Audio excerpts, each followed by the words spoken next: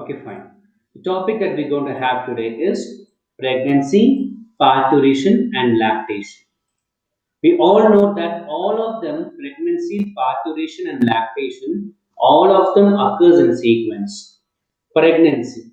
That means the fertilization is successful, implantation have taken place, and the zygote have transformed into an embryo. For this, we have an important stage called gestation stage, where the gestation stage is actually a very important stage, which takes approximately about 9 months for a development of a completely developed fetus. Parturition. It is a process where a fully developed fetus is actually coming out of the birth canal or expelled out of the birth canal. We're going to call it as parturition. Lactation is a phenomenon which occurs only in mammals, where to the newly born fetus, which is a completely developed fetus, which is newly born, it is nourished by the mother through their mammary gland. That is called lactation. So all these important branches, they come under important branch of biology called as embryology. It is a branch of biology deals with the study of embryos right from fertilization till their development. Is called as embryology. So embryology is the study of embryo development.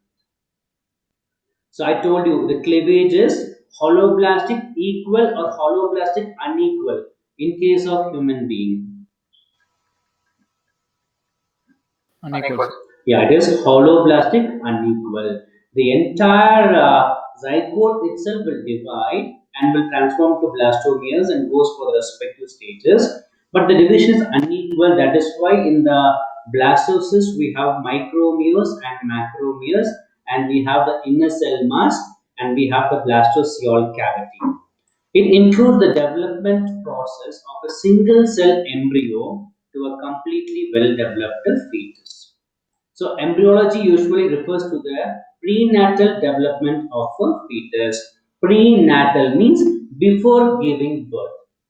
We are not going to take anything that comes after birth. Whatever is taken in the gestation time period, that we're going to deal with an important branch called embryology. So the two important division, that is cell division and cell differentiation, are the important phenomenon involved in embryology. So embryology is an important research area to know about the impact of mutation, that is change in the base pair of DNA, and the progression of genetic disorders. An important aspect of embryology is stem cell research. So embryogenesis, that is development of an embryo into a fetus, is called as embryogenesis. It begins when an ovum and a sperm meet and fertilization occurs simultaneously. The fertilization results in the formation of a zygote. The zygote divides mitotically multiple times without any significant growth and cellular differentiation, leading to the development of an embryo. So human development is very much essential because, and it is actually a complex process because we are not unicellular and we are not prokaryotic. We are multicellular, complex organism, and we are eukaryotic. So a continuous process begins when an oocyte, it is the ovum, is fertilized by a sperm to form a zygote, which differentiate into a definitive organ system and thereafter into their early functional stage. The mechanism of transformation includes cell division, and these are cell differentiation process, which include cell movement called migration, growth of a cell, differentiation of a cell. Apoptosis means programmed cell death. That means we all in the embryo development we may have a tail. The tail will be lost. We're genetically programmed called apoptosis. It is called as programmed cell death, and cell rearrangement takes place. That occurs in gastrulation. So why it is very important to learn about embryology for human beings means for the therapeutic process for infertility treatments, prenatal diagnosis and surgical treatments, and mechanism to prevent birth defects. For example, I'll tell you the testis is intra-abdominal or extra-abdominal. Extras. Extra-abdominal because there is a canal called inguinal canal, and during the developmental stages the inguinal canal will pull the testis, because testis will be inside the body initially, it will be pulled outside the abdominal cavity by a canal called inguinal canal system, and the testis will be enclosed in a pouch called scrotum. But there may be some cases where a newborn infant, they will be having the inseminating organ, but the testis will be absent. So when we go for the scanning process, the testis will be intra-abdominal for them. That condition is called as cryptorchism. What is cryptorchism? It is actually a developmental error or disorder where the testis will not descend into the scrotum pad because of failure of inguinal canal system. And how it can be rectified means by performing surgery as soon as the baby is born, testis will be pulled outside in the scrotum pouch by artificially. That is called as cryptorchism treatment. So if the cryptorchism is not treated, means the child will be, or the person who is infected by, means who is affected by the disorder will be infertile. So for that, we want to know about birth defects and all. The embryology is very important. So the pregnancy is, of course, you all know it is actually 9 months, 266 days, or 38 weeks and 9 months. These 9 months are classified into three different trimesters. First month is one trimester. Next month four, 5, and 6. This is second trimester, and month 7, 8, and 9. This will come under the third trimester. The total number of trimester is three trimester. So first trimester means first 3 months, that is from week 1 to week 12. So what is the first sign of growing fetus? The growing fetus will be in the size of 1 centimeter only. So the first sign of growth of fetus may be noticed by listening to the heart sound carefully through the stethoscope. The neural tube will be developed, the brain and spinal cord and other neural tissue of the central nervous system is well formed. The digestive tract and sensory organs begin to develop. Bone starts to replace with cartilage, and then only it become a bone after the birth only. The embryo begins to move, although the mother cannot feel anything. The reproductive organs also develop in the third month, and it is not in the second month, the third month only. The reproductive organs will develop, but the baby gender is very difficult to identify by the ultrasound in the first three trimester. The circulatory and urinary systems are working, and the liver start producing bile also. I want to highlight an important thing that the first 3 months are called as a safe time where, in case of medical emergency, abortion can be done. It will be there in the fourth chapter about the induced abortion. About that, I'll be teaching you. In that term, the first 3 months are the safe time. After 3 months, if the abortion process is initiated, means the mother or the fetus. The fetus, of course, is a problem. For mother also, it will become a very big problem. So first 3 months is the safe time for the induced abortion, where it is medical, we call as MTP, medical termination of pregnancy. It was approved by the Indian government in the year 1971. You'll be learning about amniocentesis and medical termination of pregnancy, where amniocentesis is banned, but MT is legalized in our country. Why? One question is there for 1 mark. That we'll be discussing about that. The fetus is more or less fully formed here with arms, hands, fingers, feet, and toes, but it is not grown now. But everything is formed in the first 3 months itself. So first 3 months, everything will be formed. More or less, the baby will be a complete baby, but it will be very small in size. Then only the baby starts growing now. The little hands can open and close. Fingernails and toenails are beginning to develop, and the external ears are formed, and teeth are starting to form. All these will occur in the first 3 months. Next is the second trimester, that is second 3 months, that is month 4, 5, and 6, which comes under week 13 to 24. The fetal is completely, or the fetal development, the fetal is completely formed in first 3 months, but the development takes place only from the fourth month, and most of the organs will get developed. And the third trimester, that is the last 3 months, that is seventh, eighth, and ninth months. So it is week 25 till the birth period. In the third trimester, the baby continues to grow, that is, increase in size. The baby shows various movements like stretching, kicking, etc. During 30 weeks, there is a huge development in the baby's sense organ.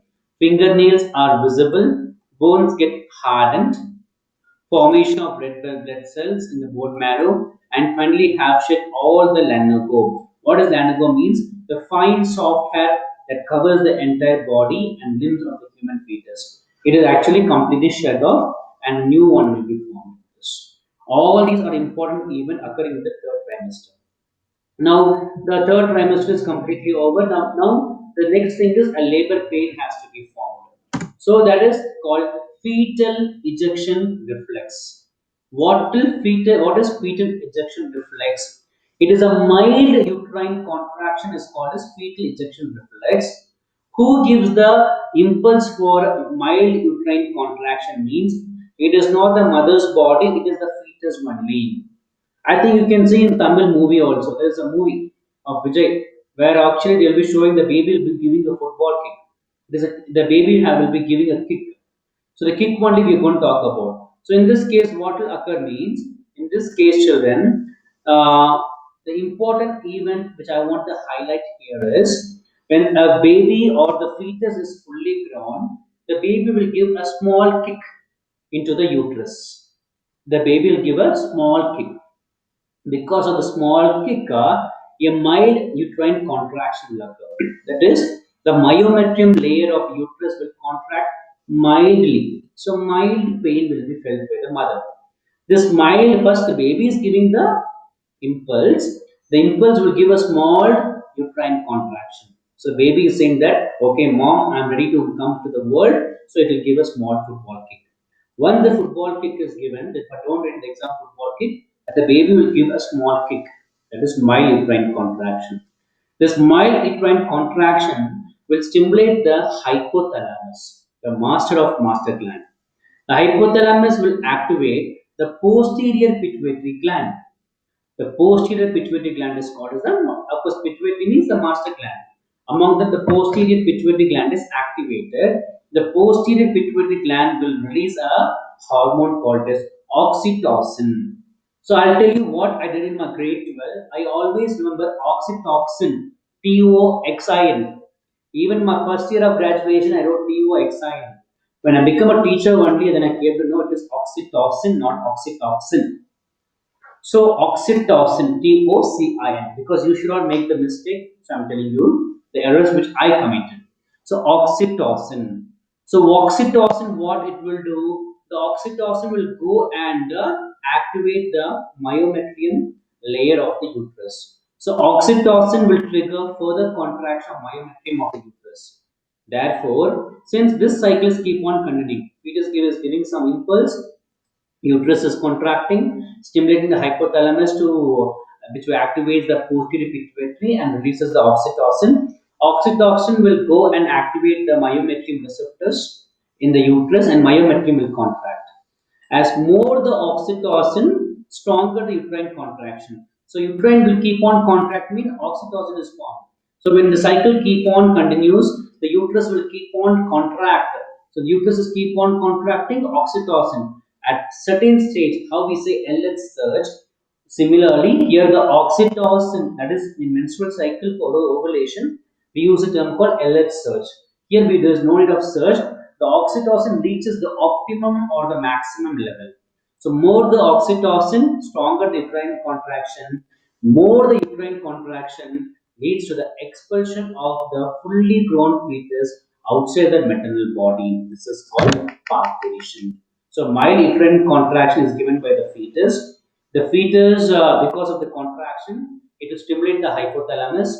The hypothalamus will activate the posterior pituitary gland. The posterior pituitary gland will release the oxytocin.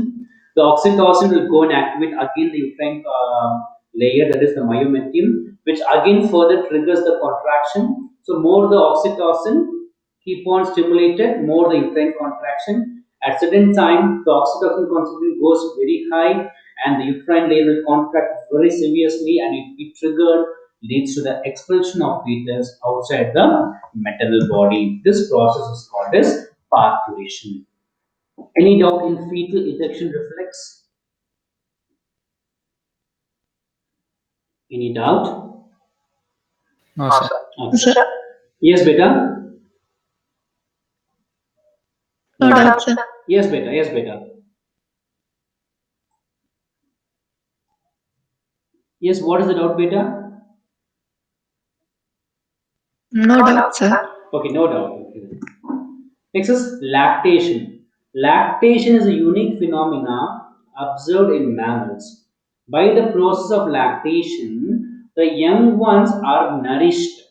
So, what will occur during suckling, that is, when the baby tries to suck the udder cells of the mother, a conditional reflex is set up. So, what do you mean by conditional reflex? Conditional reflex is a reflex where we can say unconditional conditional reflex. In case of conditional reflex, it's a condition that during suckling, some reflex has to be provided, some information is received, some order have to come from your nervous system. The ascending impulses from the nipple and the areola occurs. That means then, which is the direction of impulse?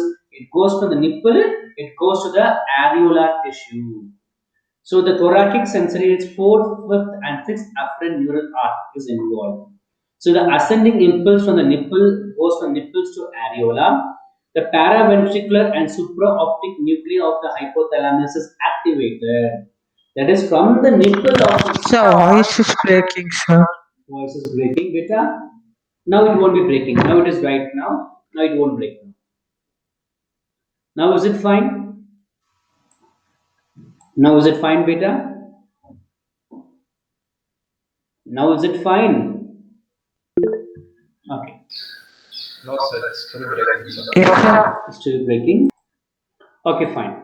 So what occurs once the baby tries to suck the milk from the udder, from the nipple or from the udder cells, from the nipple it goes to the alveolar tissue, it goes to the areola, it goes to your, from that the impulse goes to your hypothalamus. So oxytocin from the posterior pituitary produces contraction of myoepithelial cells of alveoli, and the ducts contain milk. That is, milk ejection or milk let down reflex is stimulated. So because of the suckling movement only, the pituitary, the hypothalamus is activated, and the hypothalamus will go and activate the posterior pituitary and releases the oxytocin, which helps to break the nipples, and of course the milk comes out. From that, the milk is forced down into the ampulla of the lactiferous duct. So the impulse is going from the nipple, it is going to the hypothalamus, and the direction is coming in the opposite one. Milk is forced down into the ampulla of the lactiferous duct, from where it can be expressed by the mother or sucked by the baby. This occurs between 30 to 60 seconds. Within 30 to 60 seconds, the cycle is completed. Though it is not there in your book, but still I thought, okay, let me take about that. Now, the lactation, an important phenomena is they called colostrum. So, what is the color of this milk, children?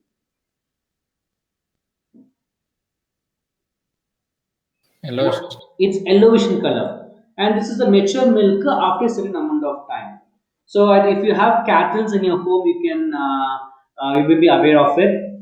In Tamil, they will say a seema part, and my mom used to prepare a lot of chocolates and all with this initial milk. So that is from the cattle. But since they are also mammals, we also have our mammals. There is an important milk called as colostrum. What is colostrum? It is a yellowish milk secreted during the initial few days of lactation. It's called colostrum, which may be for 1 week or 2 weeks. So first few weeks or few days, some people even 6 days, some people go for 2 weeks. For cattle, and all, it go for 4 days. So it's a yellowish milk secreted only during the initial few days of lactation. That is called colostrum. Why it is advised for breastfeeding for newborn infants means for the newborn infant the immune system is not well developed. Therefore, they cannot give the natural active immunization. They'll get natural passive immunization. So, colostrum is rich in an antibody called as antibody Ig alpha or IgA, which will provide the natural passive immunization. That is, it's not a long lasting memory or long lasting immunity is not provided for a short time until the baby immune system gets developed. The baby must be nourished by their mother. At least 6 months, the mother must nourish the newly born fetus. But first few days of milk is highly rich in antibody called IgA. That's the way the color is like this, which provide them natural passive immunization called as IgA.